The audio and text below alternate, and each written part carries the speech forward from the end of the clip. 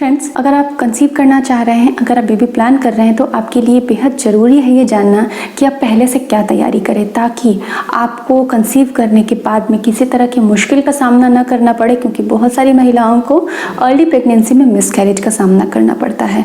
कई बार heart beat नहीं आती है, कई बार शरीर खुद से ही उसको रिमूव कर देता है और कई बार हार्ट बीट ना आने की वजह से 10 हफ्ते के बाद में DNC करनी पड़ती है। तो ऐसी कंडीशन आपके साथ ना हो, इसीलिए आप पहले से ही पुख्ता तैयारी कर लें। और इस वीडियो में मैं इन्हीं चीज़ों को आपके साथ डिस्कस करूंगी कि अपने एग को किस तरह से ठीक किया जा सकता है और कौन कौन से ऐसे कारण होते हैं जिसकी वजह से बच्चे में हार्ट बीट नहीं आती है। सबसे पहले मैं आपको बता दूं कि जब आप गर्भधारण कर लेते हैं तो 6ठे हफ्ते से 10वें हफ्ते के बीच में बच्चे में धड़कन आ जाती है, उसका हार्ट पूरी तरह से डेवलप हो जाता है, बन जाता है।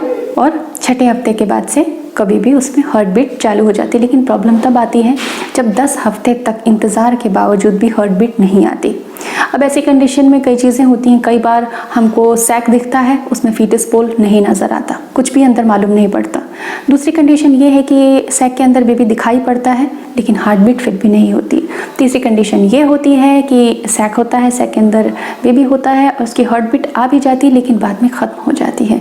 तो ये सारी कंडीशन का एक ही रीज़न है, उसको मैं आगे एक्सप्लेन करूँगी कि इस वजह से ये प्रॉब्लम आपको फेस करनी पड़ती है। लेकिन थोड़ी सी तैयारी आप पहले से करें, प्रयास करें तो संभवतः इसको दूर किया जा सकता है, इससे बचा जा सकता है।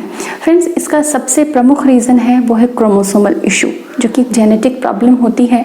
इसके अलावा यूट्रस की भी कुछ कमज़ोरियाँ ऐसी होती हैं जिसकी वजह से ऐसा होता है, या फिर इम्प्लांट के समय कुछ समस्याएं अगर आ जाएं या फिर इम्प्लांट की वजह से ठीक से ना हुआ हो तो भी ऐसी प्रॉब्लम हो सकती है। लेकिन मेजर इश्यूज़ में मेजर रीज़न जो है वो है क्रोमोसोमल इशू।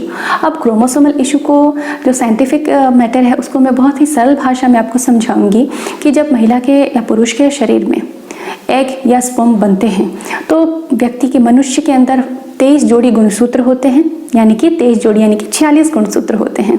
तो आधे आधे हो जाते हैं, स्पर्म और एग में 23 गुणसूत्र आते हैं, 46 की बजाय आधे आधे गुणसूत्र आते हैं। क्योंकि जब एग और स्पर्म मिल जाएंगे तो दोनों के योग से वापस से अगली पीढ़ी में टोटल 23 जोड़ी गुणसूत्र यानी कि 46 गुणसूत्र बन जाएंगे। ओके, लेकिन जब ये सेल डिवीज़न होता है उस समय किसी भी तरह की एरर आ जाने से ये गुणसूत्र अगर एग में ट्रांसफ़र होते समय 23 से 22 हो गए या 24 हो गए, या स्पर्म में 23 से 22 या 24 हो जाते हैं तो एरर आ जाता है।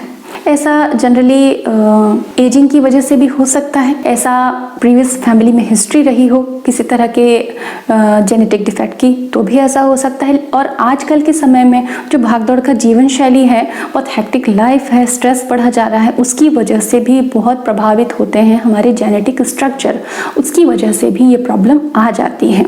तो मेन 3 रीज़न हैं: यूट्रस, इम्प्लांटेशन इशू, यूट्रस की कमजोरियां, या फिर क्रोमोसोमल डिफेक्ट्स, जेनेटिक इश्यूज। तो इन वजह से बच्चे में ये प्रॉब्लम आती है। अगर आप 35 इयर्स के बाद में कंसीव करने की तैयारी कर रहे हैं, प्लान कर रहे हैं, तो अपनी एग क्वालिटी को बढ़ाने के लिए, उसको इम्प्रूव करने के लिए, स्पर्म की क्वालिटी को बढ़ाने और इम्प्रूव करने के लिए मेरे वीडियोस को ज़रूर देखें। Wheat crust juice, fig and resin tip, ये बहुत इंपॉर्टेंट है। इतना अच्छा न्यूट्रिशन होता है इन चीज़ों में।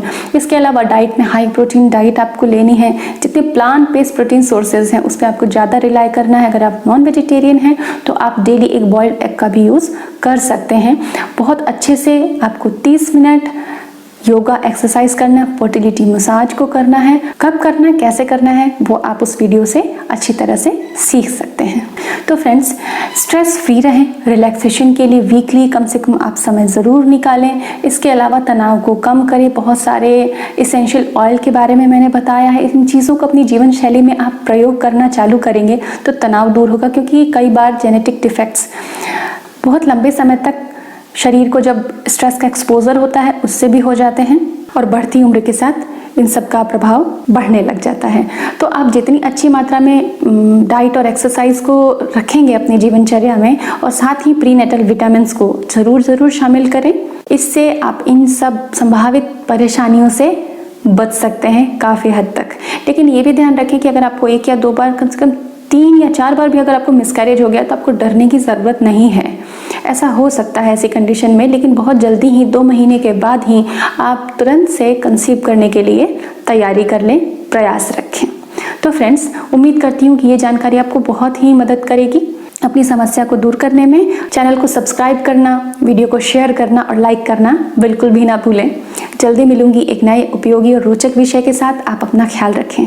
Take care, bye bye.